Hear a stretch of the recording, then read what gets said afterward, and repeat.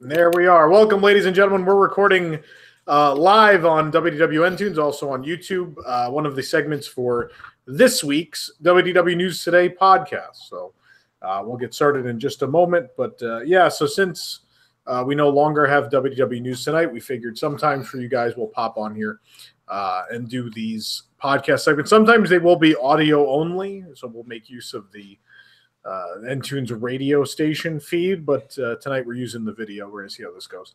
So thank you for joining us. We're going to get the segment started in a moment. I'm going to get my recorder up and running, so I'm going to record, because obviously this will be audio only on the podcast when it's released. But all right, so let me fire that up. There's the recorder. Great. So we're going to be doing pressing issues. So get ready. We talk about the 8 most recent stories of interest. We do skip things that won't have conversation, like, you know, the mobile order now taking the dining plan, because I'm not sure how much can be said about that. I don't know if anyone's going to say anything other than, well, that's great. That's the discussion. So we picked 8 pressing issues as opposed to just a bunch of issues that happened. So anyway, let's go ahead and get started. Welcome to another edition of Pressing Issues, where we cover the most important things happening at the Walt Disney World Resort and Disneyland Resort sometimes. At this moment, joining me for the segment, Ashley Jasmer. Hey, everyone. David Smith. Hey there. And then we got some of the new folks. We got Chris Edwards. Hello, everyone. We've got Rich Grafton. Hello. And John Gallagher. Hey, guys. So trying out. How many of you appeared last week? I don't even remember. Or 2 weeks ago. I forgot when we recorded. I was there. I was on that list. You were there too. So John, are you the only? John, you weren't there, right? No, I wasn't. This is my first one. This is your first one. John, tell everybody a little bit about yourself real quick. Well, I'm from New Jersey, but I live in Orlando, Florida now. I attend college at UCF, and I'm always in the parks. So when I heard about this opportunity, I was like, oh, well, this is perfect for me. So I'm glad to be here. There you go. Welcome aboard, John. Thank you. And we're going to get right into this thing. We're going to start with probably the biggest news lately. We have a marketing campaign for summer 2018 at Walt Disney World. It's going to be the Incredible Summer. Oh, boy. What a name. So this summer, quote unquote, get ready for some Disney PR jargon. Beloved stories from several Disney films will come to life at Walt Disney World in the form of new attractions, entertainment, experiences, and more at all 4 parks, setting up summer 2018 to be what Disney is calling an incredible summer. Here's what to expect. We'll talk quickly about what they're going to be doing. We've got the Incredibles taking over Tomorrowland at the Magic Kingdom Park. So Elastigirl, Mr. Incredible, and Frozone will be appearing, as well as Edna Mode. They'll be having a super dance party. They'll also be apparently roaming the land, it sounds like. Also, Guardians of the Galaxy coming to Epcot. This isn't the ride, but the invasion has begun as Star-Lord. Somebody's got some loud noise. Oh, that's Pete. Pete tried to call in from a subway, apparently, so I'm going to drop him. Oh. Pause for editing.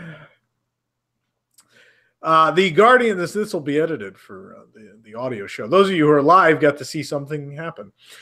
So anyway, the Guardians of the Galaxy are arriving early at Epcot. Star-Lord and Gamora from Guardians of the Galaxy will join a quote-unquote alien band, oh boy, taking guests on a journey through the cosmos at the America Gardens Theater. And the party will feature hits from Awesome Mixtapes 1 and 2, fun favorite tunes from the 2-movie soundtrack, building the anticipation for the eventual edition of the Guardians of the Galaxy attraction. As well, at Animal Kingdom, you've got the Adventurers Meetup. Oh boy, a great bird adventure. Who names these things? As well as the Dino-tastic celebration for Donald Duck. 2 new can't-miss offerings will debut at Animal Kingdom in time for the park's 20th anniversary. First, guests can discover new bird species from around the world in a new show called Adventurers Meet Up, a great bird adventure, which will star Russell and his furry friend Doug. And the park will also launch a Dino-tastic celebration in which Donald Duck takes over Dinoland USA, whatever that means. You can also see The Incredibles 2 at AMC Disney Springs, which isn't actually a thing happening at Disney World. It's just a marketing point. So we're not really going to talk about that. But the last big thing is obviously Toy Story Land is opening, and this seems to confirm that Toy Story Land will be open at the very least by May 25th. That's when all of this starts. And of course, Toy Story Land includes now 11 acres. They downsized it at some point because it was 12 forever.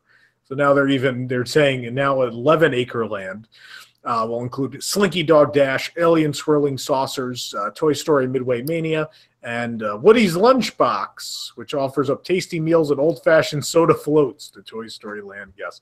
So an incredible summer this year in Walt Disney World. Yay. I don't know. Like, some of it seems silly to me. Because, correct me if I'm wrong, don't they already do the dance party in Tomorrowland with the incredible characters? They used to. I don't think they've done it in a while. Like, I it's- feel like it I saw changed. Frozone or Mr. Incredible They dancing can with come kids out, the but it's last not- time I was there. It's not specifically Incredibles. It's Oh. Cosmic Dance Party or something. I forget Yeah. the name. Yeah. So now they're locked in. But I don't know. I mean, I guess it's all good stuff, but I think trying to tie it together with the Incredible Summer because of the movie seems a bit silly. Well, they got to do something. They got to get people in this year, as opposed to everyone on Earth coming next year. Yeah, I Yeah, think because that's going to stop people. I think this is a really big and interesting push for a marketing campaign that really isn't going to work all that much, I don't think, honestly. I think it's just them realizing that everybody's going to be coming next summer in 2 summers for Galaxy's Edge. They really need to try to put an emphasis on why people should come in this summer. And honestly, there's not much of an emphasis except for, Star Wars Land or Toy Story Land opening, but is that enough to really get people to come in at a year early? I don't really think so, but Well, every summer of the last several years has had some marketing ploy. well, that's I mean, true. They were going Yeah, to come up I with mean- something, regardless whether the lineup has a lot of stuff or not. They have to come up with something. I mean, I'm trying to think what the other one. Obviously, we had Pandora last What summer. about the Frozen Summer we had in Hollywood Right, Studios? yeah. Oh, Frozen yeah. A couple Summer, of years. Yeah, Summer so- Night Tastic. What was that? 2010 was Summer Night Tastic. Something like that, yeah. The best I one. mean, Yeah. it's all well and fun, and some of it sounds interesting. Like the Guardians concert sounds kind of interesting and neat. I'm excited for the Guardians concert. like, I know no I Epcot fanboy is, but I am. I'm a little concerned about that because when you mix the terms alien band and American Gardens Theater, I just have a feeling something's going to come of that. Illegal alien band. Yeah. I'm not going there. And put a wall at the Mexico Pavilion. The wall Gotta just came keep- down, I thought, they all Gotta got keep those margaritas now. aliens. Yeah, there you go. Got to keep those alien bands out. But yeah, The only reaction I had was I sort of felt like Animal Kingdom was getting shortchanged in all this with its 20th anniversary, and it's only getting Yeah. basically revamped bird show. I mean, we can't complain too much because of Pandora last year, but still, I wish they had made a Seems little like bit they- bigger deal about it. yeah, doing something a little bit more special for. I mean, I know the anniversary will have already technically passed by Yeah, then. and they're but- doing like there's an elongated party for the planet, Yeah. which Disney is still yet to announce at this point. I am curious what this whole Donald takeover of Dino Land is. Well, the interesting thing Like- is if you look at what movies are coming out this summer, one particularly big movie that's coming out that's not Disney is Jurassic World: Fallen Kingdom. So I think this is Disney being like, well, there I might didn't be a even little put more that interest. together. Yeah, there might be a little more interest in dinosaurs this summer, so maybe we could squeeze some money out of that. Donald But gets why his free walking Donald? dinosaur through Dino Land. Because Donald's already in Dino Land.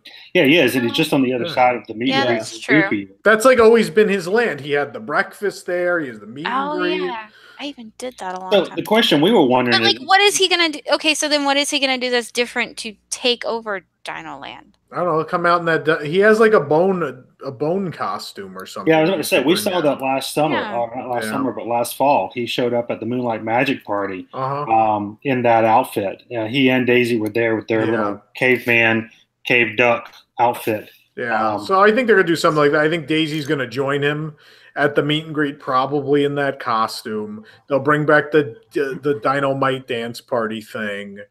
It's gonna be mostly that kind of stuff. Another dance party. Yay. People If like Donald them. Duck takes over Dino Land, does it become Duckburg? Well, If I could be Darwin Duck, I'm all for it. I Yeah, take there back you every go. side comment I just made. you're not going to get Darkwing Duck. So I United know, Duck but as still. another Gonna- extinct species. I'm going to dash those dreams now. I'd agree that Animal Kingdom gets a little shortchanged, but I think we're still in Pandora Afterglow, so that's Why is probably everyone saying okay. Animal Kingdom got shortchanged when the only thing at Epcot is the Guardians concert? They get a Well, because band. that's a live band. Yeah, but Well, a new Thor and bird, a Star-Lord completely are gonna new be bird there. show and a event in Dino Land still seems But like think- more than one. Yeah, maybe. Quantity Well, over conditioned to Epcot quality, being though. shortchanged. So. And there's no festival at Epcot in the summer. It's the only time there isn't. But still, That's quantity enough over for shut quality. down. The quality of that concert is probably going to be better than the two things that Animal Kingdom is I think getting. that's wishful Well, I don't know. I think it's going Yeah, to be I don't another agree. rendition Maybe of not by Pixar that Live that we much, had but- last Yeah. summer. But honestly, I mean, looking at Pixar Live though, I personally loved it, and I That thought was it was amazing. a pretty That was a great show. that was a pretty Mhm. big success considering it kind of came out of nowhere. So I think if they take that idea and obviously they're running with it with the Guardians band, like I feel like Epcot's getting a I don't pretty big know. addition. I don't know that we should be comparing that to Pixar Live. This isn't going to be an orchestra. Well, that's true. This, That is this true. is Yeah. probably like It's two a guys band that doesn't have a name to it. Yeah, it's probably two guys that used to be in Off Kilter. Somebody like some guy that plays at Disney Springs twice a week. Like it's some ragtag band, and no, it's not Captain EO. It's some ragtag band of Disney World performers who don't have a constant gig this summer. We're gonna pop in at America There's a Gardens couple of Theater. appearances with from Peter and Gamora. So Yeah, I mean they'll be on the stage, which is nice. they'll show up in between a song or two. See, I Probably think should have been on the Future World stage, but I get See, it. I think Sunny Eclipse needs to make an appearance in that. There you go. The Maybe it's just original him. Alien. It's just him and the Space Angels. Yeah. band. Yeah. Sunny in the Stars. I just love that one of the notes in the press release was make sure to see The Incredibles 2 at Disney Springs. As if we really Oh, need yeah. to. That's a great. I mean, reason to go to obviously, Disney there's World the- and see a movie that you can see at your local Yeah, theater. as a local, I mean that is my local theater, but for the rest of the world, I'm not sure they need to come here to see To specifically The see Incredibles. yeah. So I know that the Incredibles have been at Tomorrowland and Magic Kingdom. We've seen them several times. I mean, we've danced with the Incredibles team. But the one thing that I think is, I bet the highlight of that is, I don't know, I'm kind of excited about the idea of seeing Edna show up in Tomorrowland. I would love to have her walk around and critique everyone's outfit and basically just push people out of the party for not living up to her standards. But, I think that would be a fun thing to do because it is something new. It's something different. So I'm glad that they're at least adding something to it because if you just add in an Incredibles party, those of us who've been before, we've seen that. But it is good to see that they're added something to that.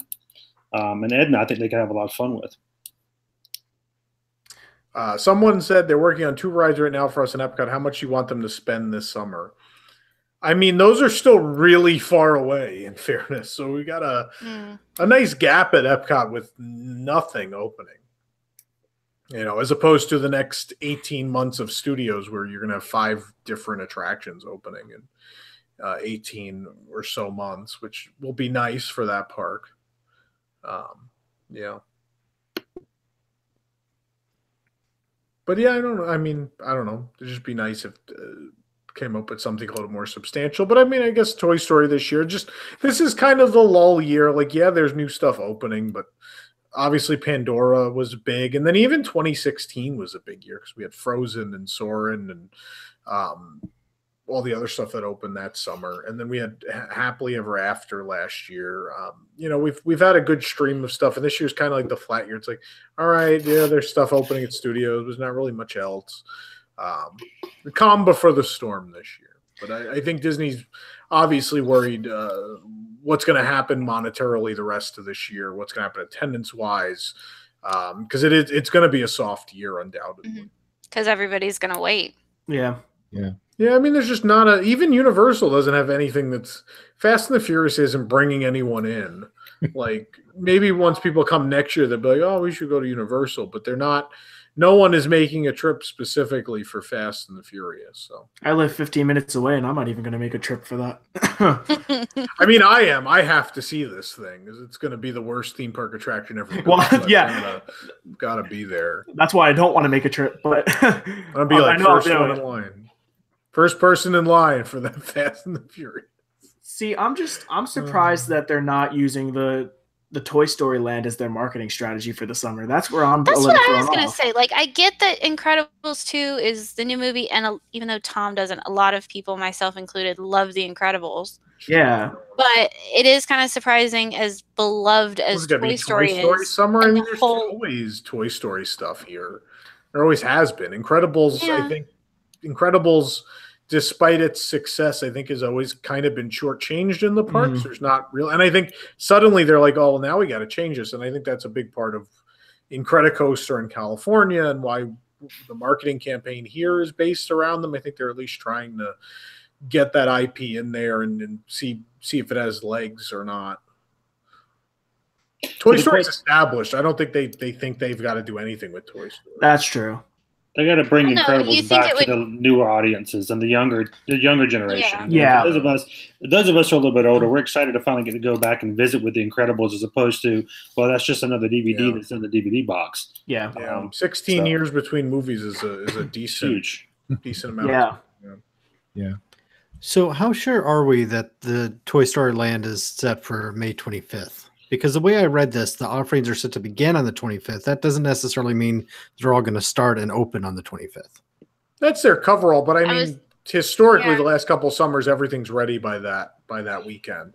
I mean, I'm sure that Frozen got delayed, but they launched Soarin' and all that. Yeah. I'm sure the 25th is their goal, barring any unforeseen or issues that they may have. Well, the one thing I was concerned about, I know this is one of the topics down the way, and I don't mean to jump ahead, but I mean, aren't they going to be having the Galactic Nights that Sunday night of Memorial Day weekend? That weekend, yeah. So my question is are they really going to open up a brand new land at Toy Story Land and then close the park early on Sunday, the first weekend it opens? It just seems odd that those would kind of overlap each other. Can I tell you why they would? Just to Because get people money.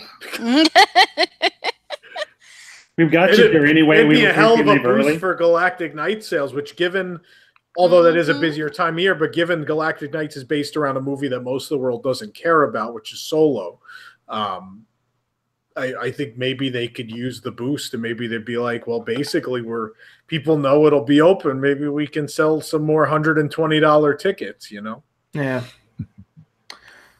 Not the worst idea they've ever had. But anyway, so yeah, incredible summer this summer at Walt Disney World. Sure, I'm sure it will be. Pixar Fest in California. We got incredible summer here. It's great. All right, let's move on. The Tron Light Cycle Power Run roller coaster construction has finally begun on February 6th. They finally started at least clearing land for this thing at the Magic Kingdom, which is going to be located. I have to clarify this again because people are asking again. It's located behind the Tomorrowland Speedway and behind Space Mountain. It's behind both of those. The railroad kind of runs under the outdoor portion.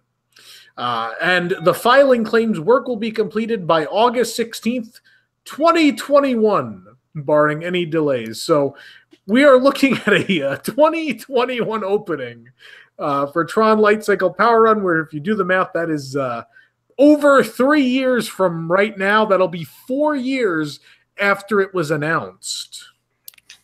That's so long. Why and I could be wrong, I feel like that's more time than it took them to build Toy Story Land. Am I right? It's When did they announce Toy exactly, Story Land? 15. 15. So Okay. that's 3. Yeah, that's 3 years. The completion. I mean, Pandora, in fairness, construction-wise, took 3 years, which is, that's obviously a much bigger thing than one ride, but Yeah. this does have some significant land clearing. I mean, this is swamp and waterway, and I don't think people understand the challenges of that plot. It's not a great plot. It's got to be made into a great plot. That's and why I it think hasn't that's been before, right? it's always slated, but they didn't do the land development. But there is some land development there. There's like a waterway that they built that's in half of that plot, and then the rest is like undeveloped swamp, the rest of that plot. So, you can't build a roller coaster on, land that's not prepared for it. So I guess that's Yeah. true, but it just seems so far away for one ride.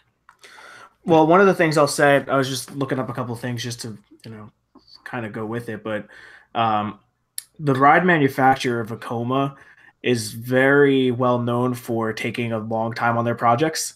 I know the Big Grizzly Mountain Runaway Cars, whatever the title of it is over in Hong Kong. Yeah. That I know that took start to finish was like a 3-year project, and I mean the ride system itself is not even in comparison to what the Tron light cycles are. So I think that's part of the issue as well, is just because I think they're pretty comparable, and the tracks are similar make. Yeah, like Grizzly Gulch, the coaster is basically Everest. Well, yeah. Yeah, the trains are just a little different, but that doesn't make a huge difference. But yeah, I mean, yeah, they are known for not being the fastest. Yeah, so I think that's part of the issue, honestly. Yeah, the other rumor going around is that our building is going to be different. They didn't like the way the show building looked in Shanghai, and so they're making modifications to that. So it will kind of be a fairly different presentation.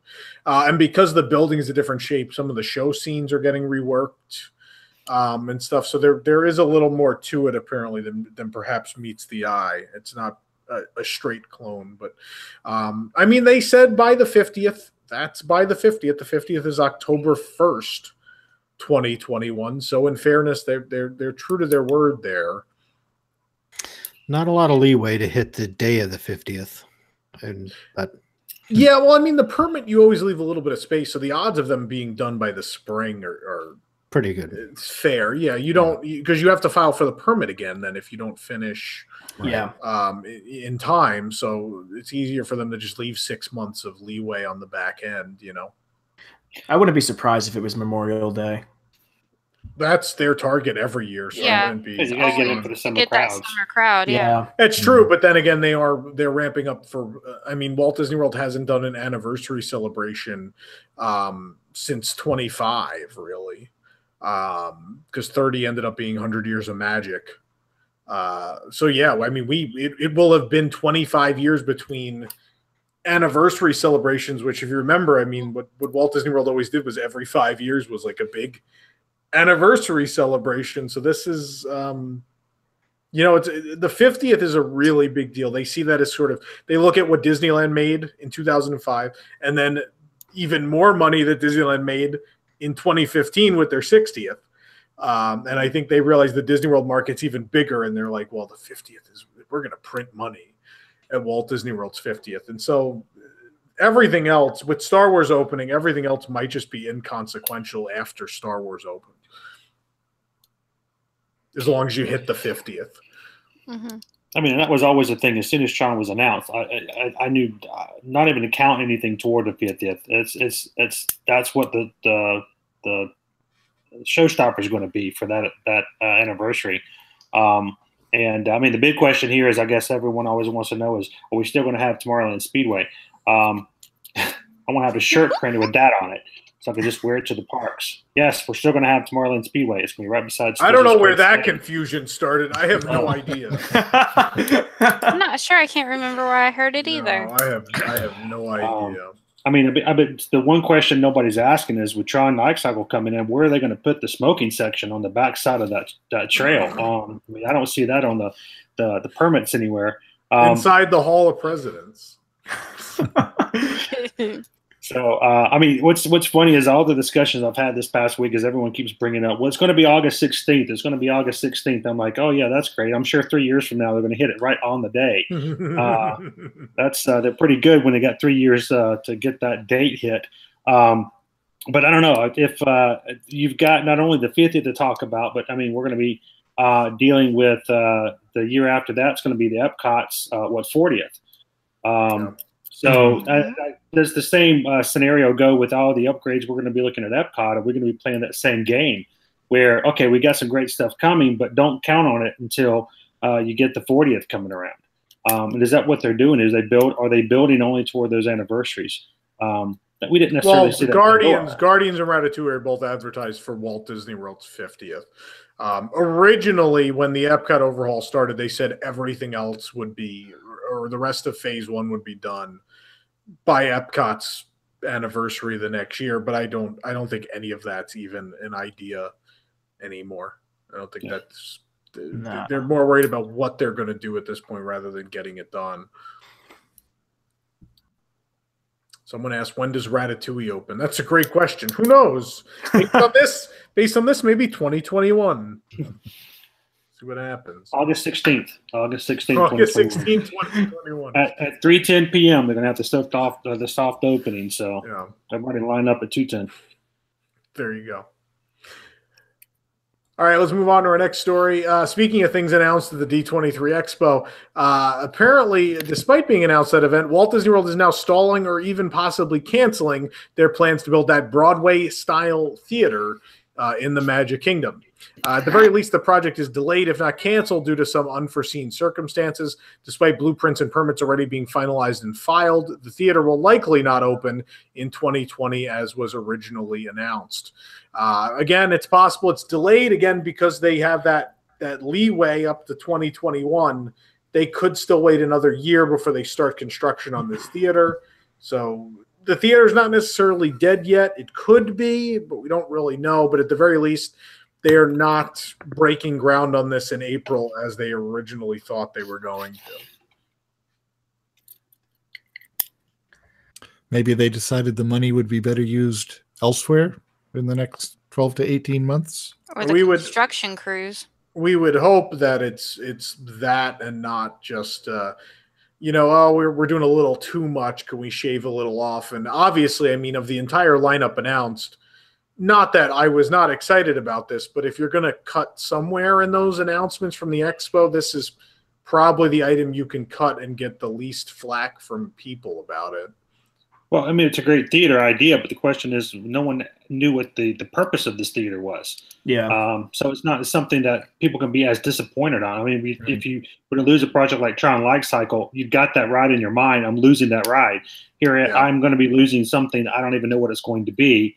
It's not as a big a deal. But the question is, I hear lots of speculation that it's because they had concerns about, crowd dispersion toward the front of the park. And I'm thinking, I have a hard time believing that they didn't go through all of that before announcing it at D23. That can't be an afterthought. Yeah, no, that's not it.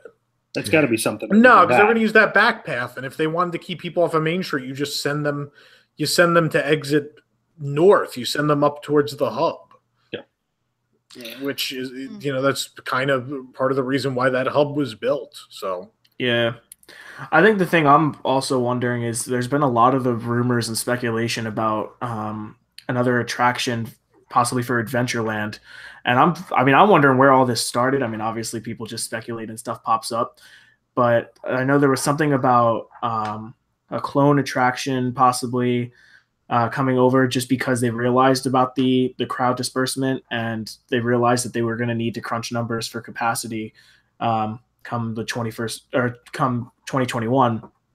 But I mean, I was thinking about it, and when you think about the numbers of a theater, you'd get about somewhere between 10,000 to 16,000 people through that a day, whereas an attraction you should be getting around like 20 to 30,000 a day. So if that's something that is actually true about an attraction, I could be on board for that.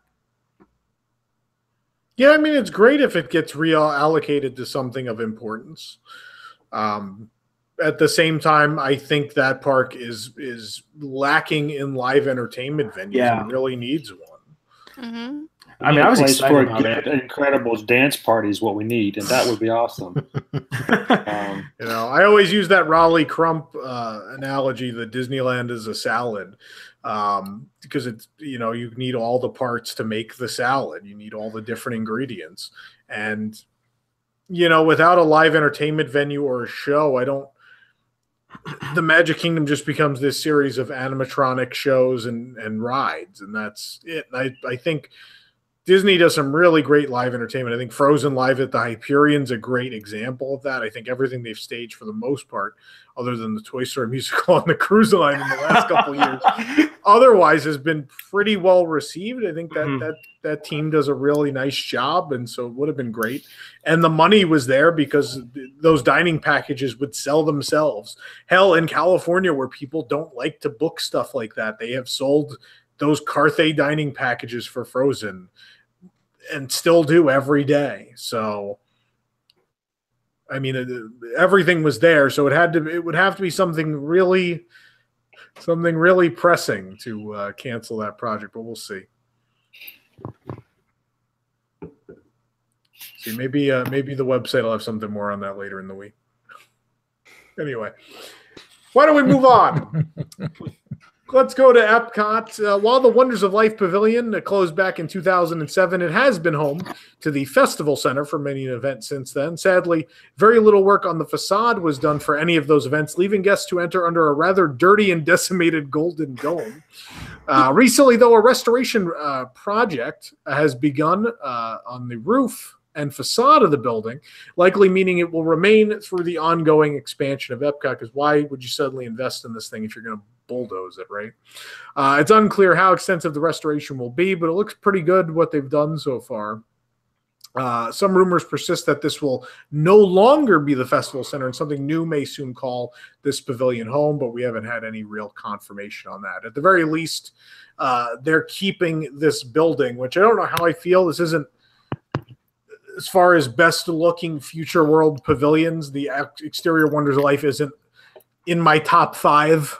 So, I don't know if this is the building I would have wanted to survive in future world, but all right. I mean, I guess it's happening. I mean, I guess I'm happy that they're putting some maintenance into it, but part of me also wishes they would just take the funds and bulldoze it and start something fresh there. Yeah, it's one of the ones that looks like it's from that time period. Right. I think some of the other ones are way more timeless. And I don't want to hear people say Horizons. Horizons would have looked like garbage today. It was beige and stucco, and forget it. It would not have lasted. Contemporary angles everywhere. Yeah, no, just it looked like an 80s spaceship. It was a product of its time. So like this and that, and even in many cases, I think the Seas Pavilion looks weird now. Those are kind of the ones that I think are a real product of their time, as opposed to the more simple and timeless pavilions, which are, hey, look, glass pyramids. Oh, a sphere. Oh, this building's just circular. Those continue to work, as opposed to this gold dome. I don't know. I tend to feel it depends on what they do with it, but there is something pretty about the gold dome, and it's up on a hill, and it could be nice if they do something. If maybe some surrounding stuff around it, and they put something good and a value that makes sense. I don't know. Into it. Spaceship Earth makes any other dome in Epcot be irrelevant. Yeah. Well, they ran out of shapes. By 89, they were out of shape.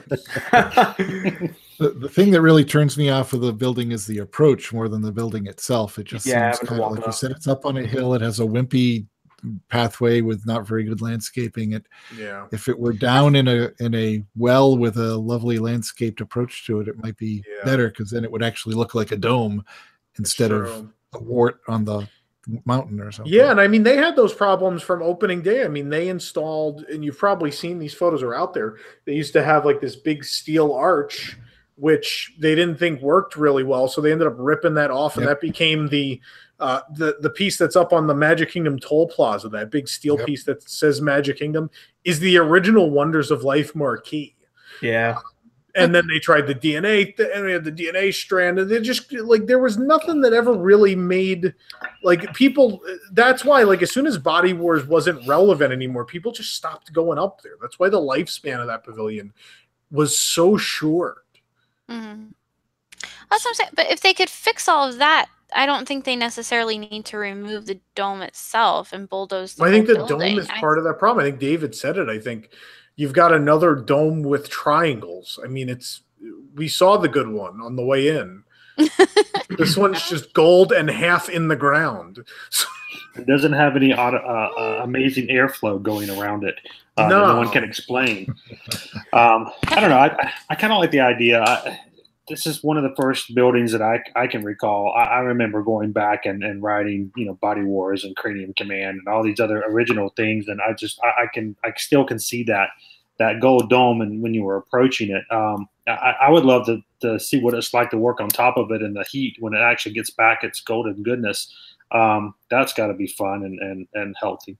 But is it possible that they're putting the money and effort into this for some unknown project that's part of this overall expansion of Epcot? If they're putting effort and time into this, there's got to be a purpose to it when there's so much else that needs to be done. Well, I mean, the thing that I keep thinking about is that we have this whole space restaurant project that we still have no idea where it's going. We don't know much about it. We know where it's going. It's going on the other side. Is it definitely going on the other side? It's on the other side. Yeah. Because I've heard multiple things about, and again, just speculation, but like I've heard stuff about it going into that pavilion possibly, or that pavilion somehow becoming, another space themed area to coincide with Mission Space. And if that's what it was to be, then I mean, I'm all for the pavilion staying, but you got to stop watching that guy on his couch. Oh my God. No, no, but like, I mean, I don't know. Like I understand what you're saying. Like, yeah. And I almost can see where the rumor started and why in some ways it makes sense. I know that they've said and announced that it was going on the other side. But if you think about it, you'd have Guardians. Well, they didn't announce it. We just know it is. Oh, well, I thought. Sorry, everybody always gets so confused that what Tom says is what's actually happening. On the other side, but look at Google Maps. Though, no, and I get it, but if you think you would have Guardians of the Galaxy the ride, then you would have this, then you would have. I mean, I can kind of see where the rumor started and why some people think it makes more sense. Like if that were to become the restaurant. Yeah, like then you kind of have all of that together. I mean, I hadn't heard anything about it going on the other side. Like, I don't know. Like, I don't even know where it would go on the other side because there's not much space back there. There's plenty of space. Look at Google Maps. Well, I mean, it's the fun cast thing. member area. But the fun thing about the Mission Space Building is it's all facade. Like that, the facade is wider than the show building. The show building is a box. It's just this thin box behind that facade. There's a great amount of space. But I mean, isn't that all like the cast member, that whole cast member section to back the there? Side? No, that's in the back. That's behind. Oh, that's even further back. We're talking on the side. Oh, okay. Test track, between Test Track and Missions Bay. Okay. Yeah. All that backstage stuff is going to get restructured anyway. So it doesn't matter. It could go back there, but I don't think it is. Because you got to enter from like the side. It's going to just be a side entrance at Mission Space. Probably use the old Fast Pass entrance on that side, actually, that they stopped using a very long time ago. Oh. Yeah, there's like a little pad. It's chained off. That actually makes sense. I didn't even think about that. Yeah, and it actually goes out because the extended queue used to go out the building and down the other way. Yeah, that makes sense. Yeah.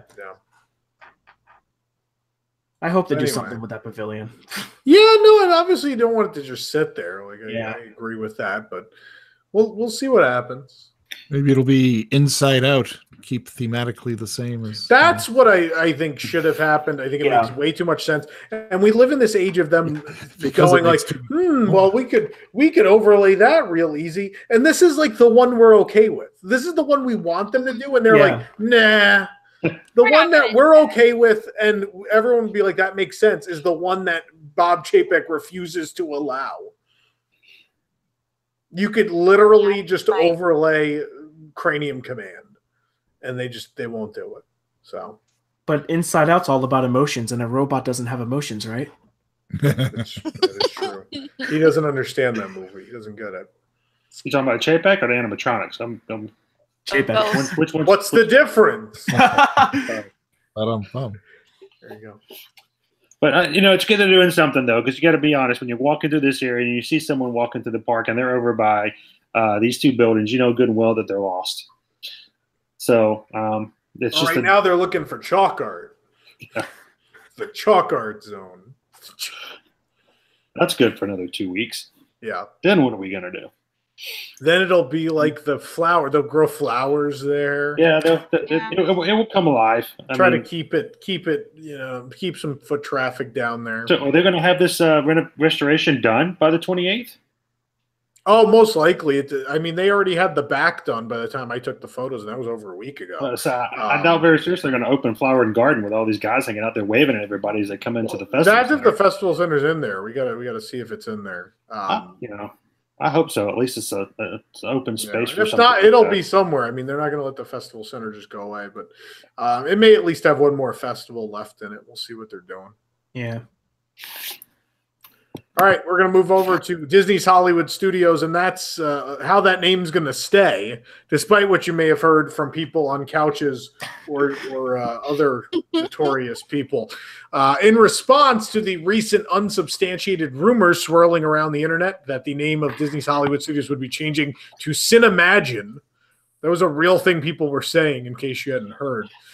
Disney stated this week that Disney's Hollywood Studios name will remain the same for the foreseeable future, since we are immersing our guests in a place where imagined worlds of Hollywood unfold around them, from movies and music to television and theater.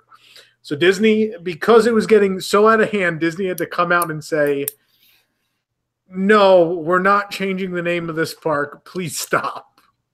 And yeah, so Disney's Hollywood Studios will stay, which is great, because obviously originally a couple of years ago at the shareholder meeting, Bob Iger said they were going to change it and that they weren't ready to announce what it was going to be yet.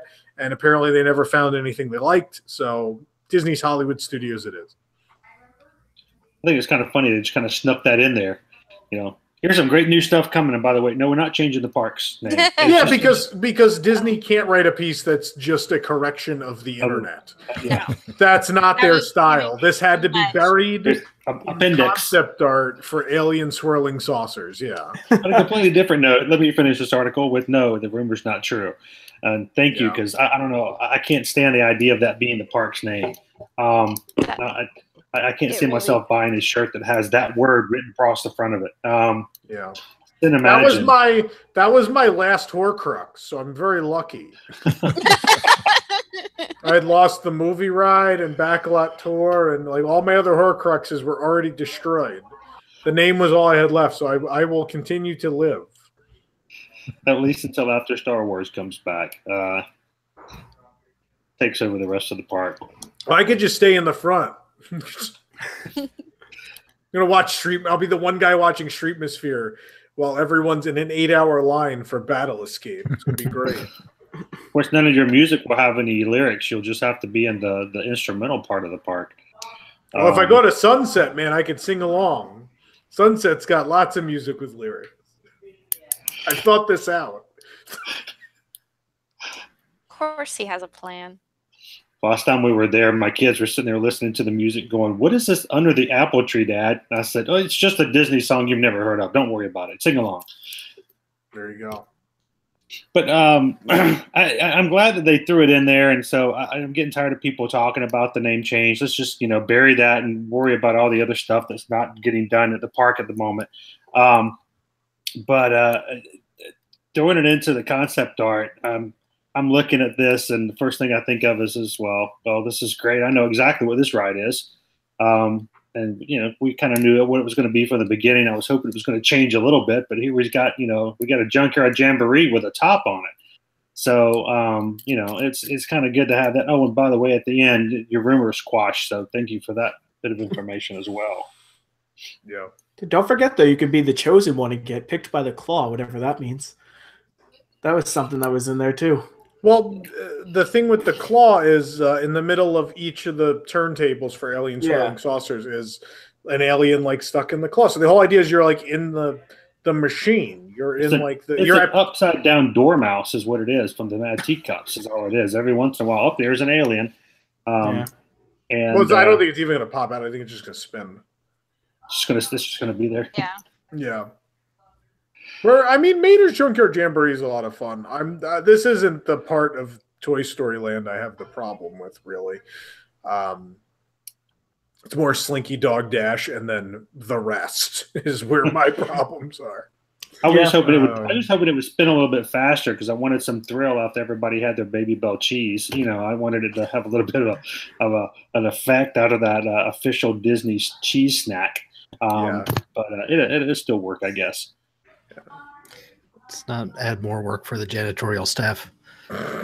Going back to the name change, the sense I get is that Disney desperately wanted to change the name of this park, but they could not figure out anything that made any more sense than Hollywood Studios. And frankly, I agree with them. I don't think there is anything else that really says what the park is. I mean, yes, I know it's not a studios anymore, but it is basically a collection of Hollywood films, put into a single park. So may as well keep it and utilize the marketing that they've already done for the park. Maybe in 2020 when Star Wars open, it'll be Star Wars and some other stuff park or something like that.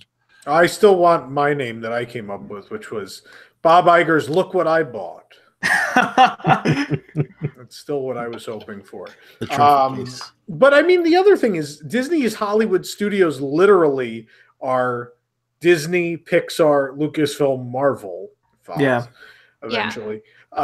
So the name isn't inaccurate. I mean, it is things from Disney's Hollywood Studios. I think it still makes sense, just in a different way.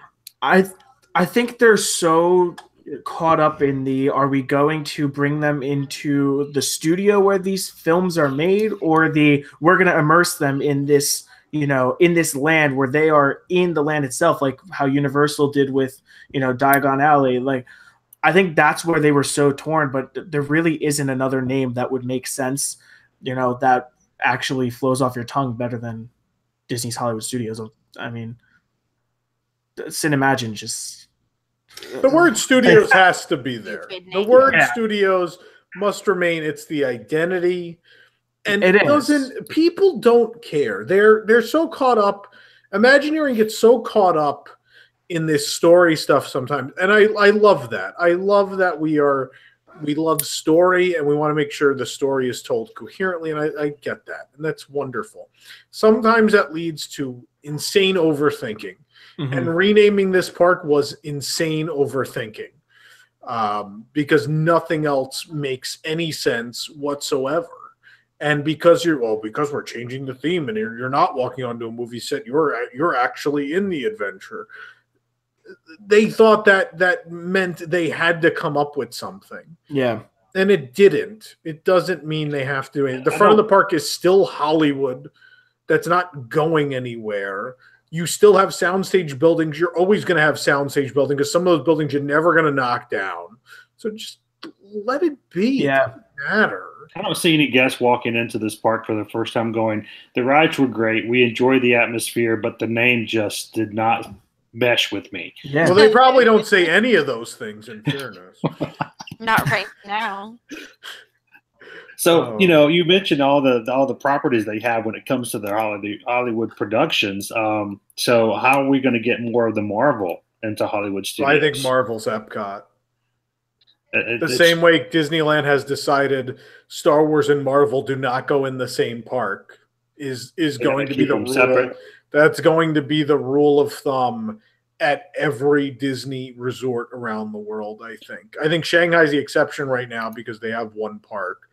But even look at Hong Kong. I mean, Hong Kong has some Star Wars overlay stuff at the moment, but they're going full Marvel instead. And then Shanghai, I mean, the full extent of Marvel and Star Wars are literally just two exhibit spaces at this point. So but all the other ones, I mean, you're gonna have Marvel at studios in Paris, and you're gonna have Star Wars in the Disneyland park. In Tokyo, you're gonna have Star Wars in the Disneyland park. You're probably gonna have Marvel in some new third gate, and then California, same thing. Star Wars at Disneyland, Marvel at DCA.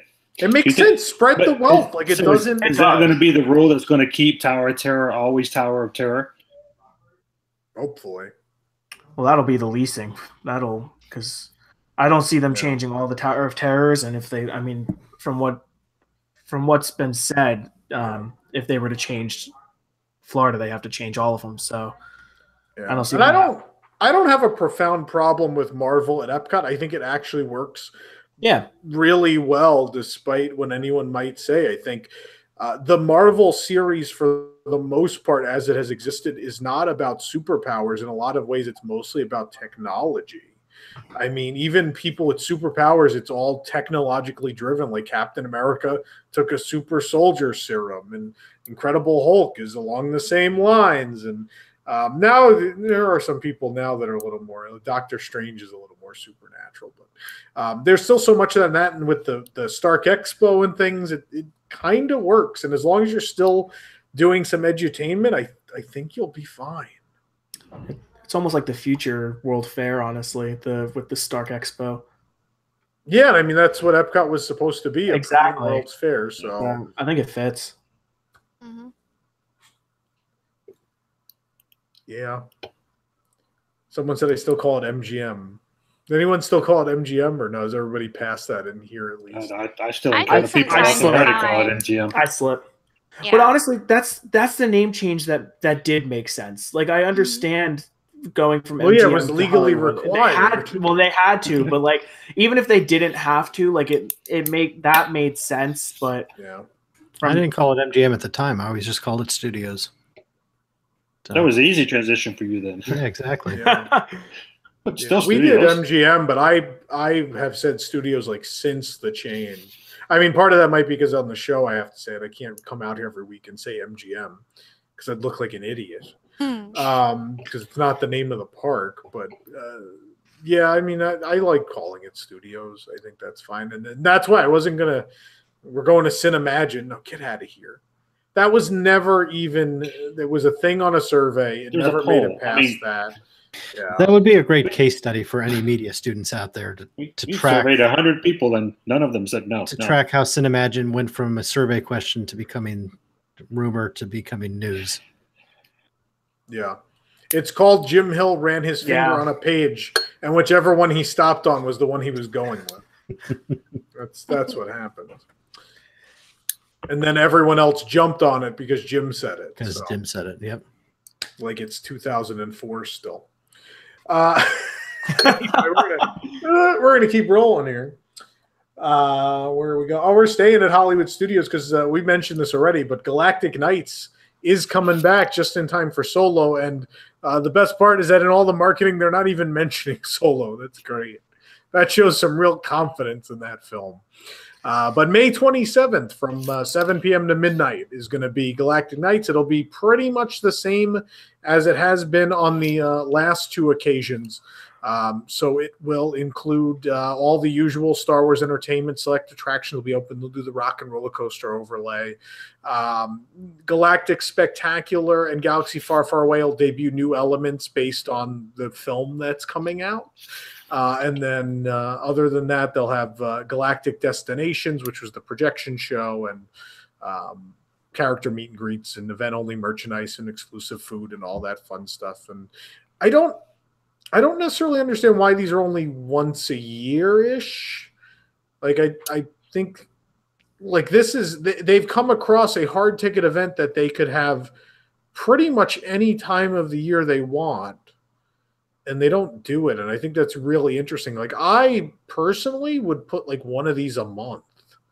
And I don't know why they don't do it. I don't know if they don't think the market's there for it. They can maintain it on a regular basis. It's a really well built event. I think even though it's expensive, like it's been $119, and even though a lot of the stuff is recycled, I think it's a really good atmosphere, and it's actually kind of a fun time. Like I like this event, and I really shouldn't, but it's so well thought out and put together that it's a real enjoyable time. If you're a Star Wars fan, there's no reason not to go. It's just really fun.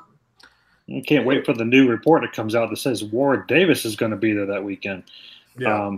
Isn't he always there? But they always roll out a big couple. News thing.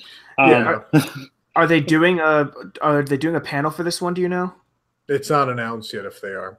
Okay, because I would assume they try and get them, but yeah. I still miss the Star Wars weekends. Yeah. You know, that's the cheapskate side of me, but you know, it was still fun to walk around during the day, have the entire day to to go to the magic shots and the photo opportunities and take your time and not have to go, okay, I paid $120. I got 5 hours. I got to make this work. It was a lot less relaxed, but of course those days are gone. And until, at least until 2019, when we have at least the immersion experience we can jump into again. But it's hard for me, knowing what we used to do back for those weekends, to kind of jump into something like this. But again, there's always going to be ticket sales for this. The funny thing was, I had some good friends of mine who went to the one in December and had not yet seen the movie. And I said, well, I don't see how in the world you're going to make it through the entire evening, knowing that everyone else had seen it at least 3 times before that Saturday night. And they just walk around with their hands over their ears. But they really enjoyed it and said it was a great time. So obviously it's going to continue to have people go to it. It's just strange that they throw it on that weekend. I don't know. Just to me, it just seems odd. Well, they all coincide with movie releases, and that's when Solo is coming out. So it gives you something to do instead of going to go see the movie. You can go to. They've decided that's the time they're because they are. It's like a way to subsidize updating the entertainment for the movie release, I think. And instead of someone being like, we should just do this all the time, they decided and it's the least meaningful part of the night is that they introduce a new 8-second piece of the fireworks show and a character pops out on stage. And they seem to think that's the reason to have the event.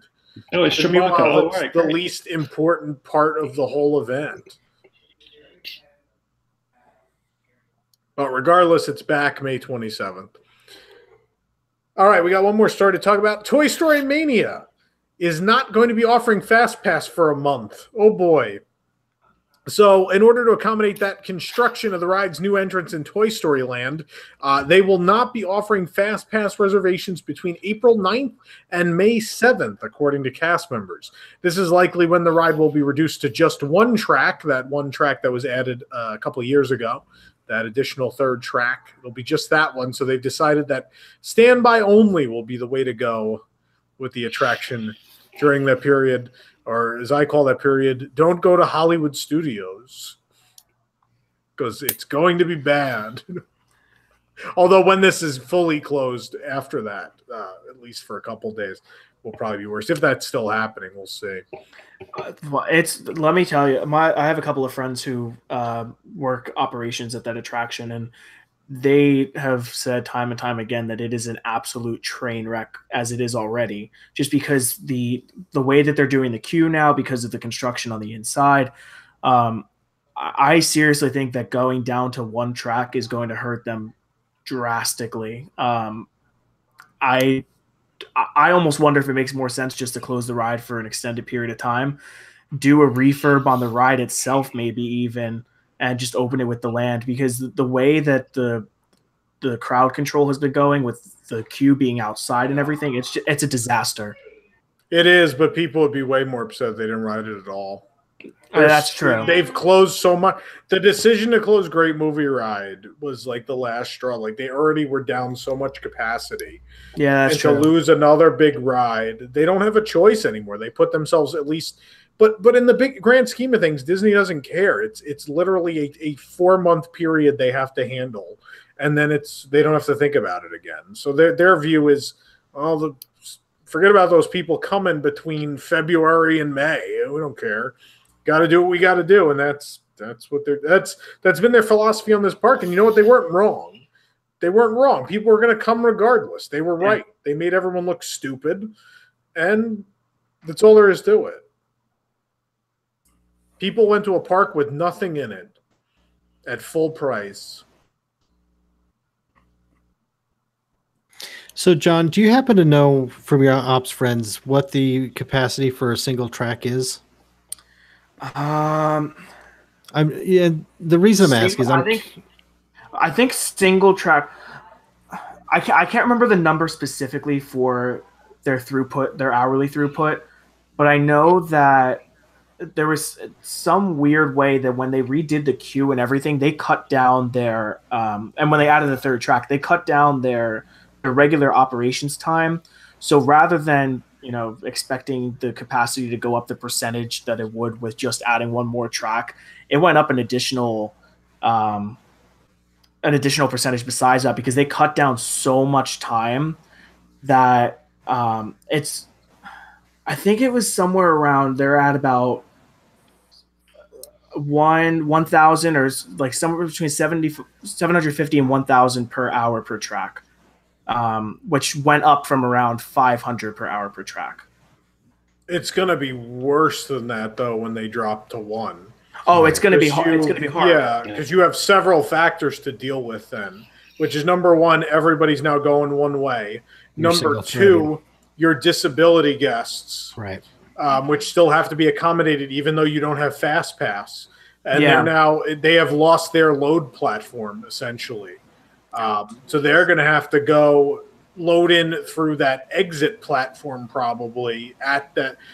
And the problem is that one's set up so differently because it's a load and the unload and load are straight right in front of each other, as opposed to people go in one side and out the other.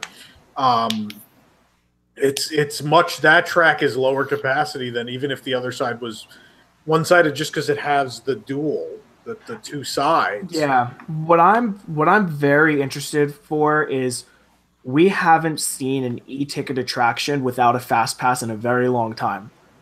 I'm very curious to see what happens with the standby, because I honestly wonder if, yes, it's going to be rough because they're down to only 1 track, so it's not even like they have both tracks. It's not like they have the platform for disability guests, but I honestly think that the standby, not just because less people are going to wait seeing the number of people in line, but I think the standby might be shorter than people are expecting, just because they're not going to have to worry about the Fast Passes. And I really wonder what that's going to do to the line. Yeah, and that's why I was asking, John, because I also have the same curiosity in terms of what's it going to be like to have no Fast Pass at this attraction. When you combine that with the effect that the wait time number is going to have on everyone, it wouldn't shock me if we see the wait time stay under 120. Yeah, and never go above that. Well, let me ask for everybody that's on here, how many of you have actually gone onto this ride without having a Fast Pass in hand? Oh, never. I have. Would it not been some, not since May 2008. Yeah. I was going to say, as soon as the only time maybe is if I got there at park open. I think twice in the past 3 years when I just happened to be walking through there and looked up and it said 10 minutes and I'm like, what happened? Is there a hidden camera somewhere on me or what? What's going on?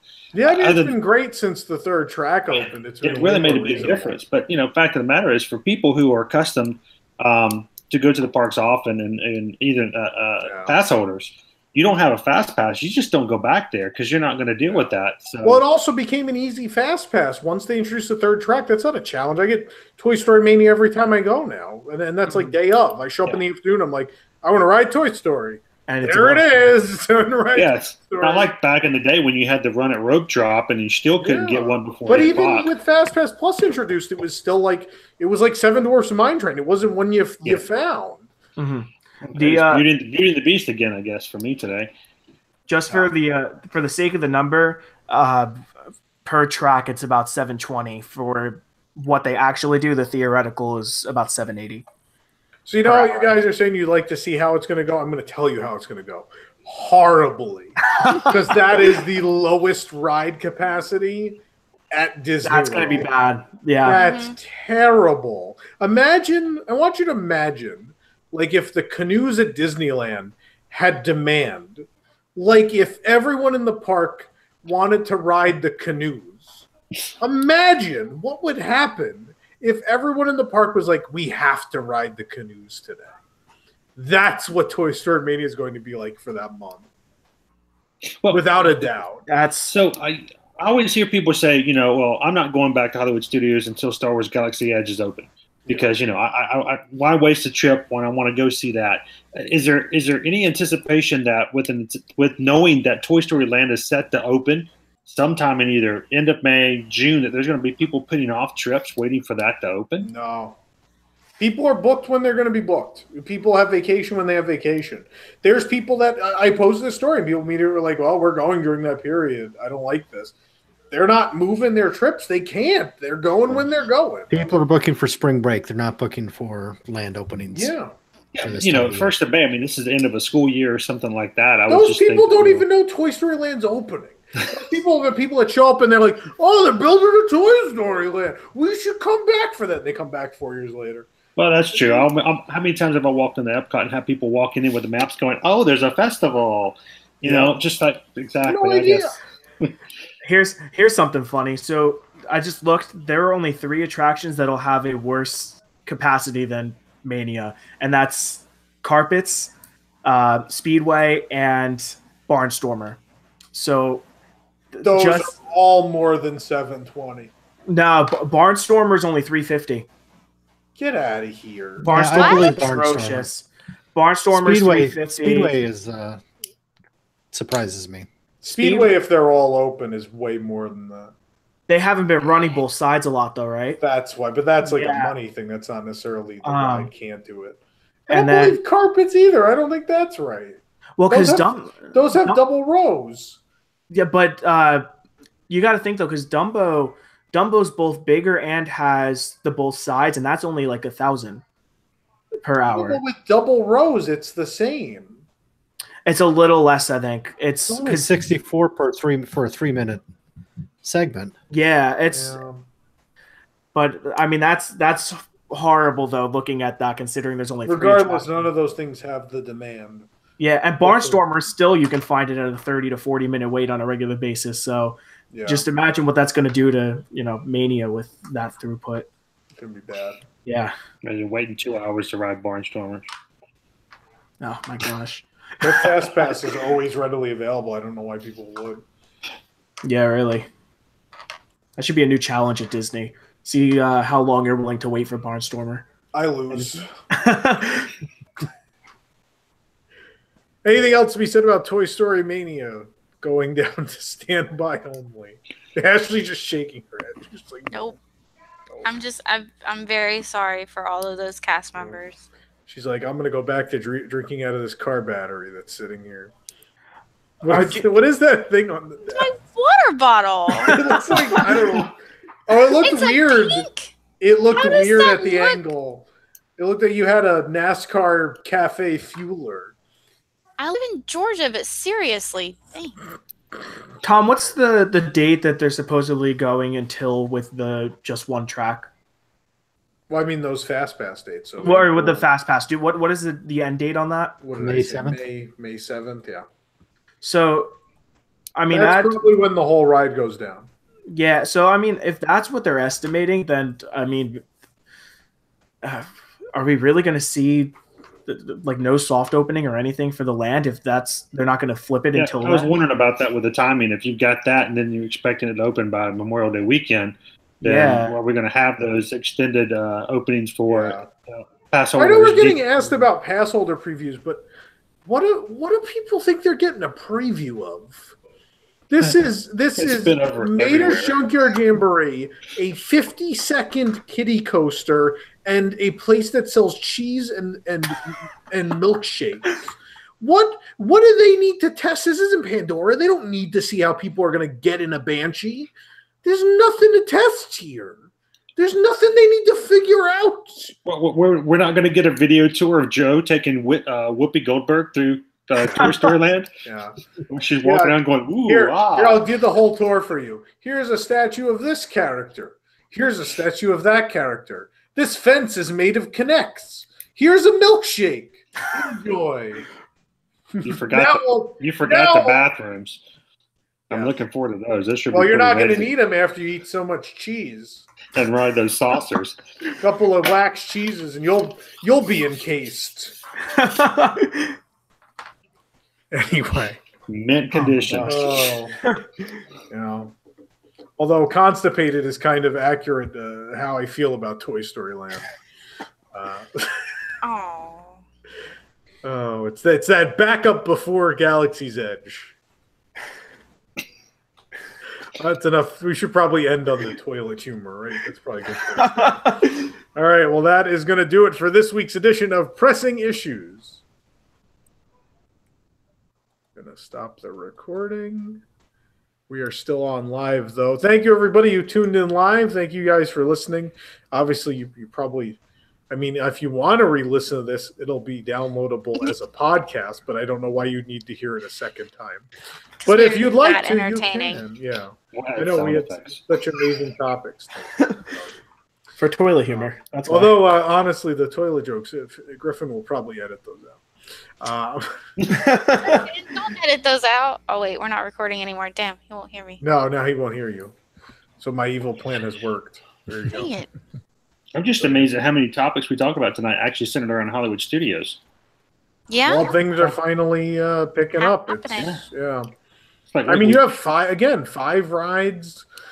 I can't think of a Disney park that wasn't opening for the first time that had 5 rides opening in the span of 18 months. I mean, that's pretty significant. That's a lot. Yeah, it's what the park needs, but 5 in 18 months it's a lot. And it's almost like a whole new park these days.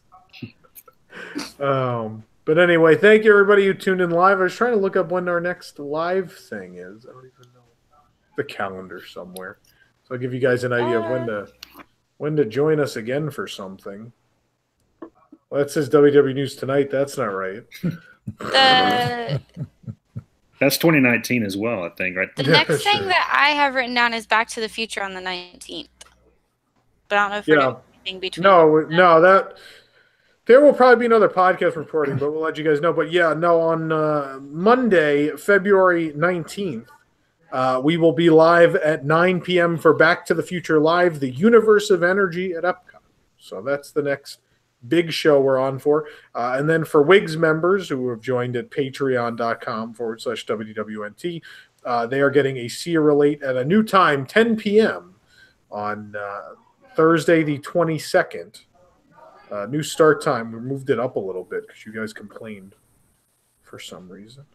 See, you're not so late. See you. 10 is still late, at least for the older people on staff, right? And then they also have another WIGS Live on the 25th, and that's at 10 p.m. That's Sunday the 25th. So we got a lot of stuff coming up. There's also going to be, still not scheduled, there was going to be a WDWNT game night. There's going to be Jeopardy and other things happening. So we got lots more fun live stuff coming your way this month. But thanks, everybody, for tuning in. Say goodbye, everybody. Bye. Goodbye. Bye.